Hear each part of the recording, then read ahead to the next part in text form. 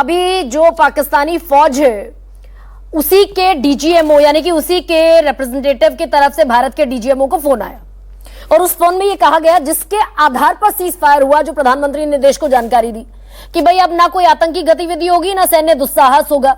इस सबकी तो धज्जियां उड़ती दिखी। और क्या हम पाकिस्तानी फौज पर जो आतंकियों को स्टेट फ्यूनरल देता देखा, उसकी बात पर भरोसा करके कहीं कोई गलती हुई है क्या डिप्लोमेटिकली? नहीं, डिप्लोमेसी में कोई गलती नहीं हुई है। देखिए, ये बात तो सही है कि पाकिस्तान पे या पाकिस्तान की फौज पे भरोसा नहीं किया। किसी बिच्छू से आप उम्मीद नहीं कर सकते कि वो डंक मारना बंद कर देगा। हाँ, उसका जहर खत्म करना पड़ेगा। और पाकिस्तान में जहर क्या है? पाकिस्तान में जहर उसकी सेना है।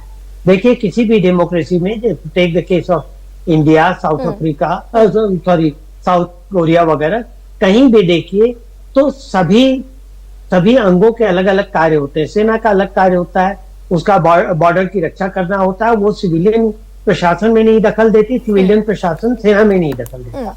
पाकिस्तान में ये चीज नहीं है। पाकिस्तान में सर्वोपरि सेना है। वो टेररिस्ट को पैदा करती है, बढ़ाती है, ट्रेनिंग देती है और भेजती। और डीजी ISPR जो है खुद ही एक टेररिस्ट के बेटे हैं, आपको ये भी पता लगा होगा मीडिया से। तो वो ये काम करती है। अब अगर हमें पाकिस्तान को सुधारना है तो पाकिस्तानी आर्मी की वक़्त कम करनी पड़ेगी। सर, लेकिन फिर हम उसी पाकिस्तानी फौज के रिप्रेजेंटेटिव पर, डीजीएमओ पर भरोसा करके उस वक्त पर जब हम बहुत मजबूत सिचुएशन में थे, सीज फायर का ऐलान क्यों कर देते? देखिए, सीज फायर का ऐलान करने के आपने जनरल मनोज नरवाने का स्टेटमेंट पढ़ा होगा जी। उन्होंने ये कहा कि देखिए, आर्मी का एक्शन जो होता है वो ऐसा नहीं होता जैसा बॉलीवुड में दिखाया जाता है। यहाँ पर हमको ये पता लगना चाहिए कि हम कहाँ तक जाएंगे और कहाँ रुकेंगे। एक अच्छा ड्राइवर वो नहीं होता जो गाड़ी चलाना, कि गाड़ी एक्सीलरेट कैसे की जाती है। अच्छा ड्राइवर वो होता है, वो जानता है गाड़ी कहाँ रोकनी है, किस हालत में रोकनी है। तो वो चीज हमारी सेना ने, हमारी गवर्नमेंट ने वो की। देखिए, हमारे गवर्नमेंट का सीधा होता कि जितना तुम करोगे उतना हम करेंगे। आतंकवाद तुमने वो किया, आतंकवादियों को हमने खत्म किया। हमने कहा था आतंकवादियों के आकाओं को मारेंगे, 9 ठिकानों को हमने ध्वस्त कर दिया। सर, लेकिन वही मैंने जो सवाल किया वो आम जनमानस का सवाल है सर, कि वो 9 हमने खत्म कर दिए और हम बैज ऑफ ऑनर की तरह उसको पहन ले, वो 90 पैदा कर लेंगे। गरिमा जी लड़ाइयाँ या कूटनीति आम जनमानस की संवेदना को ध्यान में रख के नहीं किए जाते। वो रणनीति को ध्यान में रख के किए जाते हैं। ये समझने की बात है। इसलिए मैं कह रहा हूं कि जनरल नरवाने ने भी वही कहा। और देखिए, हमने उनके सिविल और मिलिट्री एस्टेब्लिशमेंट को नहीं निशाना बनाया था। जब उन्होंने बनाया तब हमने उनके मिलिट्री एस्टेब्लिशमेंट को निशाना बनाया। हमने कह दिया कि आप अगर आगे से कुछ करेंगे तो ये वॉर होगा और नो होल्ड्स बार वाली बात।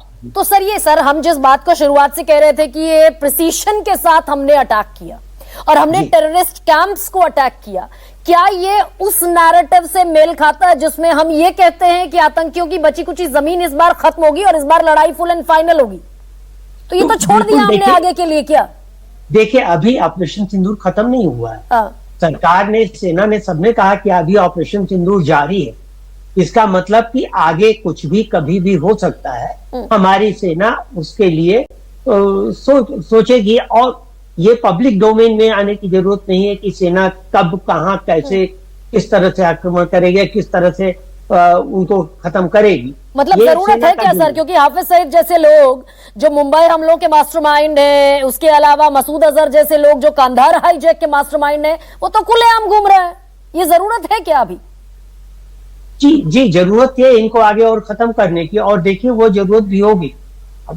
IMF का जो 2.4 बिलियन डॉलर का लोन और वो क्लाइमेट रेजिलियंस का वो पास हुआ है। देखिए, आज की न्यूज आपने देखी होगी कि 11 ऐसी सख्त कंडीशन लगाई गई है पाकिस्तान पे। उसको पूरा करने के लिए कुछ 1 बिलियन के लिए पाकिस्तान को नाको चबाने पड़ेंगे। मेरे ख्याल से हमारा अप्रोच ये होना चाहिए, जैसे हम डिप्लोमेटिकली सारे दुनिया के देशों को जा करके वहां की जनता को, जैसे कि वहां की जनता को, वहां के लोगों को, वहां की गवर्नमेंट को, वहां के थिंक टैंक्स को समझा रहे हैं, उसके साथ हमें ये भी चाहिए कि अपनी मिलिट्री हमारी सन्नत हो। मिलिट्री की प्रिपेयर्डनेस कम नहीं होनी चाहिए। कश्मीर में कश्मीर में हम विकास ज्यादा दिखाएं ताकि उस ओर के लोग ये सोचें कि देखिए हमारे इतना लड़ने के बाद तो हमें कुछ नहीं मिला। सर लेकिन और ये भी POK तो से है कश्मीर- लेकिन ये भी तो है कि पाकिस्तान को आइसोलेट करने की कोशिश तो भारत 1948 से कर रहा है।